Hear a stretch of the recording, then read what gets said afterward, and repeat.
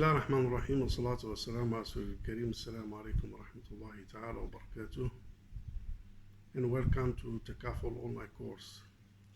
And today we shall start with the series of discussions on the resolutions of the Sharia advisory of the Central Bank of Malaysia, whereby you can see in the second editions that there is a specific sections on Takaful. So basically the objective is to go through these various resolutions that have been captured different issues and matters pertaining to the Takaful industry, and they come up with resolutions with the specific rules and sometimes terms and conditions to govern those applications in Islamic finance industry. Some of those resolutions have a permissibility, some of them have prohibitions, some of them have permissibility with some conditions, and so on and so forth. And this is very important stage to understand the kind and the type of Sharia resolutions that have been issued pertaining to the Takaful industry, because as you know, in the context of Malaysia, the resolutions of the Sharia Advisory Councils are binding and enforceable in the market, and the Takaful operator in its business operation model and its resolutions that are issuing from time to time from the Sharia committees of the respective Takaful operator should observe the resolutions of the Sharia Advisory Council of the Central Bank and make sure they are in line with their operations. So that's one of the objectives of moving towards these sections to look at the resolutions of the Central Bank and try to present them briefly with some brief discussions in order to understand how is the status of the resolutions when it's come to Takaful. So let's start with the first resolutions, which is resolution number 41, which talk about the Takaful model based on Tabarruʿ And Wakālah. So basically the SSE in its 24th meeting, which was dated on 24th April 2002, has resolved that Takaful business model based on Tabarruʿ And Wakālah is permissible. So that's the legitimacy from Sharia standpoint, from Sharia governance standpoint on the permissibility of the model of Takaful, which is based on Tabarruʿ And Wakālah. So it is allowed to do that. And the resolution says that the Wakālah contract is concluded between the participant and the Takaful company. I think in our early discussions in this series we have mentioned this, whereby there are two contracts, as we mentioned, that constitute the business model of Takaful. So the first one, Tabarruʿ, so far the just to capture the Wakālah, the Wakālah basically govern the relationship between the participant and the Takaful operator, whereby the participant will be regarded as a principal and the Takaful operator is regarded as a wakil. So Takaful operator is acting as wakil to manage the funds on behalf of the participants, to manage the fund, to administer the fund, to administer the claim, to invest the money, to do the disbursements, and so on and so forth. So that kind of action and mandate is governed by the Wakālah agreement.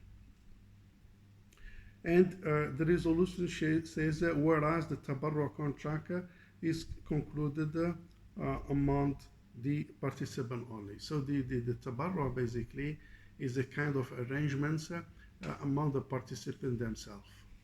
So in other words, to build the Takaful model is that the Tabarruʿ the Tabarruʿ contract is established among the participants, whereby all together they agree to donate money, to give away money on the basis of tabarruʼ, in case some of the participants face problems, face unforeseen circumstances, issues, accidents, death, and so on and so forth, based on basically agree upon TNC. So that's the arrangements. So they agree among self to help each other, to back up each other, mutually agree to do that, and the money contributed and given in a kind of funds, in a kind of account, is based on the tabarruʼ. Now, who will manage this fund on behalf of the participants? Because they are busy, they are workers, they are doctors, they are lawyers, they are nurses, they are security guards, they are teachers, they are lecturers, they are drivers, they are here and there. So who will take care of that? So the Takaful operator, we will call him to appoint him to manage these funds on behalf of the participant. So the participants among themselves create a tabarruʼ fund based on donation. Takaful operator comes to act on behalf of the participant to manage the funds, and therefore the business model of the Takaful will be built. The resolutions carry on by saying that in the second special meeting dated on 18 June 2007, the SSC has also resolved that Takaful business model based on Tabarruʼ and Wakālah is permissible in Sharia. So also the resolutions endorse the permissibility of the Takaful. So Takaful business, Takaful business, both of them are permissible and allowed, and both of them are operating on the same business model, which is Tabarruʼ and Wakālah as well.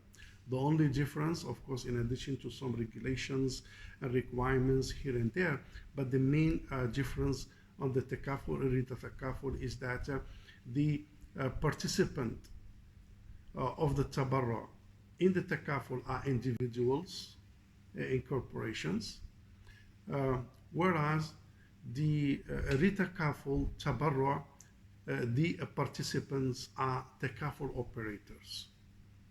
So that's the difference. The Takaful, they don't deal with individuals, but they deal with the Takaful operator themselves. That's how is the main difference between the two type of models.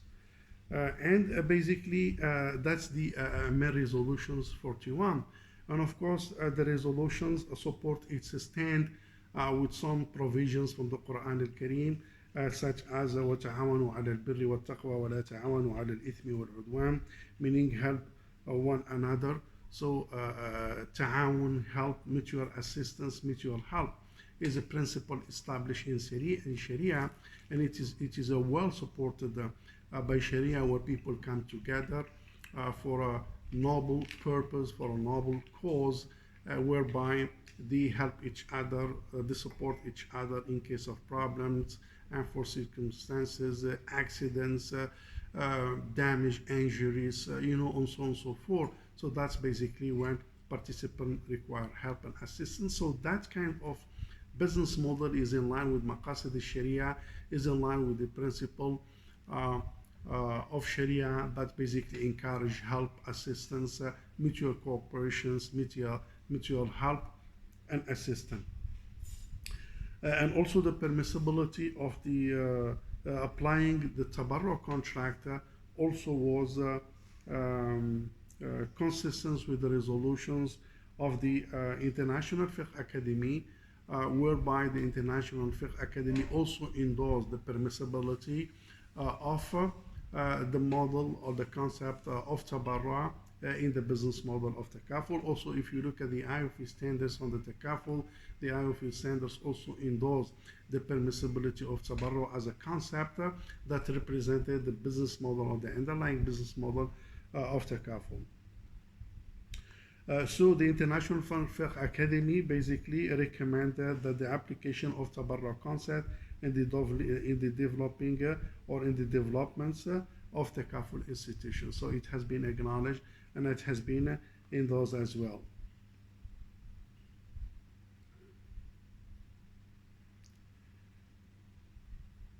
And the Wakala contract is a contract which is recognized by Sharia, and it is one of the supporting contract. It is a contract using banking, using Islamic capital market, and also deploy and used in Takaful. So it is a permissible contract, and there is a unanimous agreements and agree upon views by the Sharia scholars on the permissibility of Wakala without any kind of dispute among them.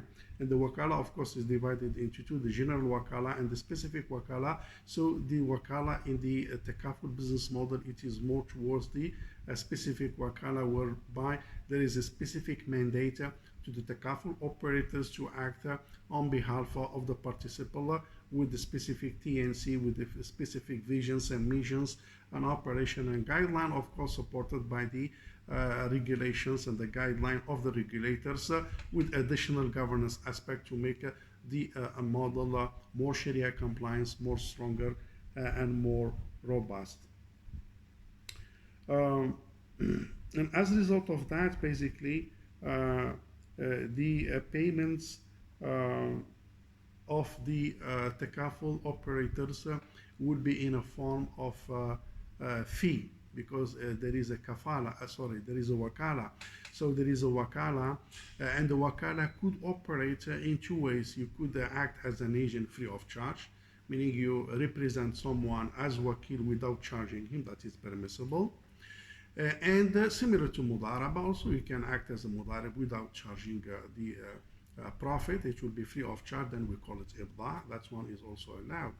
And the wakala also could be with a fee, meaning that you act on behalf of someone as a wakil and the agents, but what you will get a fee for your actions and functions and basically activity that you perform on behalf of the participants. So here in the Takaful business model, in Takaful, the Takaful operator is acting as a wakil on behalf of the participant, and against that he's getting a fee. We call it wakala fee. So meaning that the income generated by the Takaful operators is as a result of the fee or the wakala fee that is basically collected by the participant, meaning that the Takaful operators is paid for its wakala mandate. It is paid for the activities, for the wakala activity that he's performing on behalf of the participant. This is why wakala fee represent one of the very important income for the Takaful to sustain its business operation. So this is overall a view and descriptions on the first resolution that has been issued, which is the resolutions number 41 that has been issued in April 2002 pertaining to the business model of Takaful. With that, thank you very much and see you soon in the coming session. Assalamu alaikum wa rahmatullahi ta'ala wa barakatuh.